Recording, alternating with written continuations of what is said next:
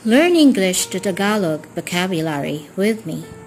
Abashed means ashamed or mapahiya. Abate, make or become less or weaker. Humupa, humina. Abdicate, give one's position, duties, or rights. In Tagalog, bumaba sa posisyon. Abet, help someone in a crime. Wujukan, sulsulan sa paggawa ng masama. Abeyance, not in use or force for a period of time. Mapaliban, pagpapaliban. Avor means hate or to hate. Mapuot, masuklam. Abhorrent, causing hatred and disgust.